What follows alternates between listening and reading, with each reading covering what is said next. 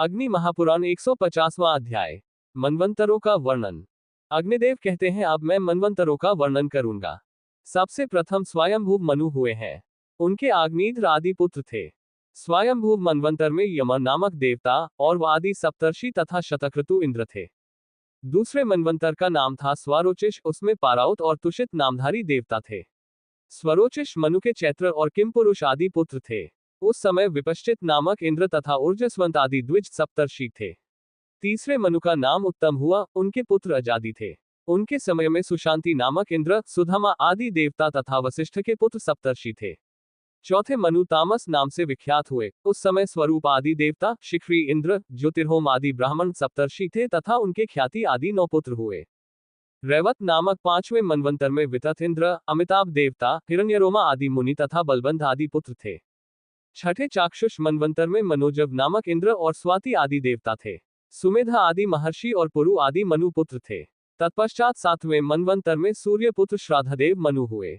इनके समय में आदित्य, वसु तथा रुद्र आदि देवता, पुरंदर नामक इंद्र, वशिष्ठ, काश्यप, अत्रि, जमदग्नि, गौतम, विश्वामित्र तथा भरद्वाज सप्तर्षि हैं। ये वर्तमान मनवंतर का वर्णन है। वैवस्वत मनु के इक्ष्वाकु आदि पुत्र थे। इन सभी मनवंतरों में भगवान श्रीहरि के अंशावतार हुए हैं। स्वयंभू मनवंतर में भगवान मानस के नाम से प्रकट हुए थे। तदनंतर शेष 6 मनवंतरों में क्रमशः अजित, सत्य, हरि, देववर, वैकुंठ और वामन रूप में श्रीहरि का प्रादुर्भाव हुआ। छाया के गर्भ से उत्पन्न सूर्यनंदन सावर्णी 8वें मनु होंगे। वे अपने पूर्वज ज्येष्ठ भ्राता श्राद्धदेव के समान वर्ण वाले हैं, इसलिए सावर्णी नाम से विख्यात होंगे। उनके समय में सुतपा आदि देवता, परम तेजस्वी अश्वत्थामा आदि सप्तर्षि, बलि इंद्र और विरज आदि मनुपुत्र होंगे। 9वें मनु का नाम दक्ष सावर्णी होगा। उस समय पार आदि देवता होंगे। उन देवताओं के इंद्र की अद्भुत संज्ञा होगी। उनके समय में सवन आदि श्रेष्ठ ब्राह्मण सप्तर्षि होंगे और धृतकेतु आदि मनुपुत्र। तत्पश्चात 10वें मनु ब्रह्मसावर्णी के नाम से प्रसिद्ध होंगे। उस समय सुख आदि देवगण, शांति इंद्र, हविष्य आदि मुनि तथा सुक्षेत्र आदि मनुपुत्र होंगे। तदनंतर धर्मसावर्णी नामक 11वें मनु का अधिकार होगा।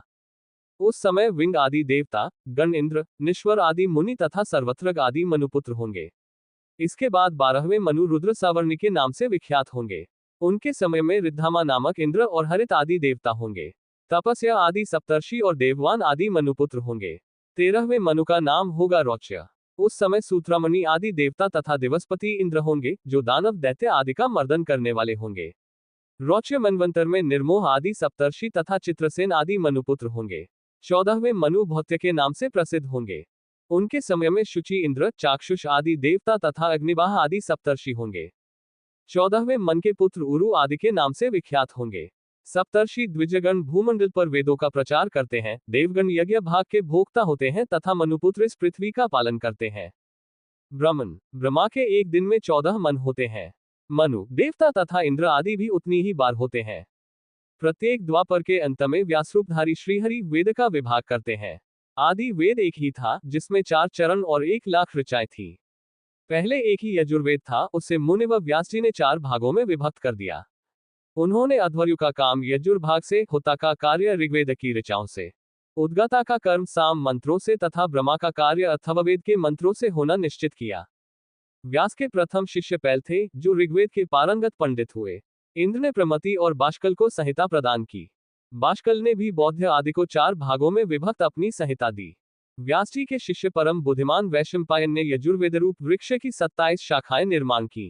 काण्व और वात्स्नेय आदि शाखाओं को याज्ञवल्क्य आदि ने संपादित किया है। व्यास शिष्य जैमिनी ने सामवेद रूपी वृक्ष की शाखाएं बनाई। फिर सुमंतु और सुकर्मा ने एक संहिता रची। सुकर्मा ने अपने गुरु से 1000 संहिताओं को ग्रहण किया। व्यास शिष्य सुमंतु ने अथर्ववेद की भी एक शाखा बनाई तथा उन्होंने पैपल आदि अपने सहस्रों शिष्यों को उसका अध्ययन कराया।